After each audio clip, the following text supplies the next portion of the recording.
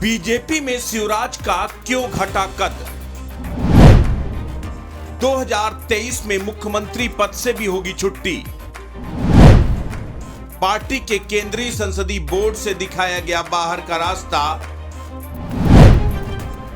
दिल्ली के आका भोपाल के मामा से नाराज क्यों हैं?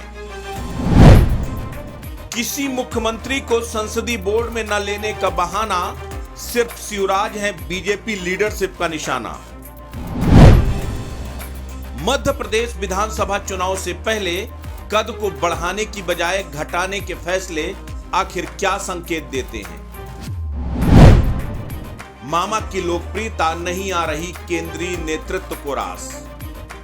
भारतीय जनता पार्टी के सबसे लंबे समय तक मुख्यमंत्री रहने का रिकॉर्ड बना चुके जन जन के मामा शिवराज सिंह चौहान के लिए राजनीतिक तौर पर आज का दिन बुरी खबर लेकर आया है। मध्य प्रदेश के मुख्यमंत्री को उनकी ही पार्टी ने केंद्रीय संसदीय बोर्ड से निकाल दिया है। उसके बाद से ही राजनीतिक गलियारों में इस फैसले के पीछे के मायने तलाशे जा रहे हैं। आमतौर पर चुनावी राज्यों में पार्टी अपने मुख्यमंत्री का कद और बढ़ाने का प्रयास करती है, लेकिन शिवराज के मामले में बीजेपी में उल्टी गंगा बह रही है।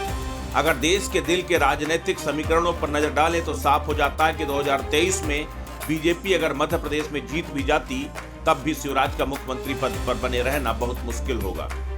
आपको ये बात आज की तारीख में हो सकता है कि समझ ना आए, लेकिन राजनीतिक फैसले कभी वर्तमान को देखकर नहीं लिए जाते।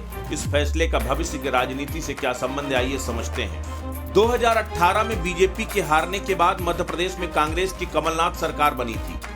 करीब 2 साल के बाद बीजेपी ने कांग्रेसी विधायकों को तोड़कर फिर से अपनी सरकार बना ली थी, लेकिन इसका पूरा श्रेय कांग्रेस से अपनी विधायकों की टीम के साथ आने वाले ज्योतिरादित्य सिंधिया को गया था। हालांकि पार्टी ने मुख्यमंत्री शिवराज सिंह चौहान को ही बनाया, लेकिन उसके बाद से लगातार सिंधिया कैंप अपने नेता को मुख्यमंत्री बनाने का दबाव बना रहा है। अभी फिलहाल केंद्रीय मंत्री का पद पाकर सिंधिया खामोश हैं, लेकिन उनकी नजर भोपाल की सबसे बड़ी सियासी कुर्सी पर है और ज्योतिरादित्य सिंधिया पीएम नरेंद्र मोदी की गुड बुक में शामिल है।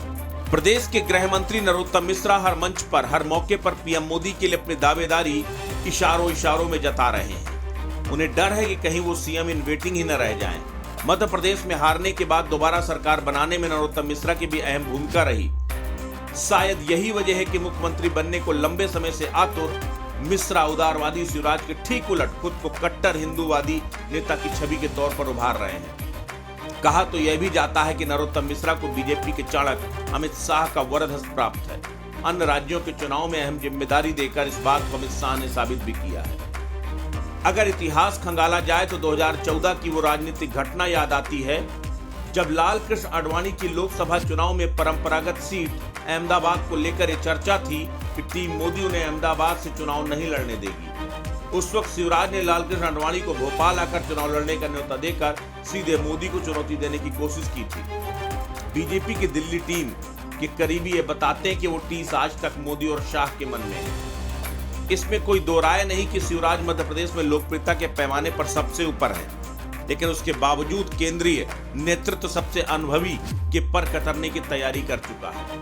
भले टीम नड्डा ये बात कह रही है कि इस खबर को दरकिनार करें कि किसी भी मुख्यमंत्री को लिस्ट में जगह नहीं मिली, लेकिन अपेक्षाकृत उनसे जूनियर नेताओं को टीम में शामिल कर बड़ा राजनीतिक संदेश देने की कोशिश जरूर की गई है। आज तक न्यूज के लिए ब्यूरो रिपोर्ट।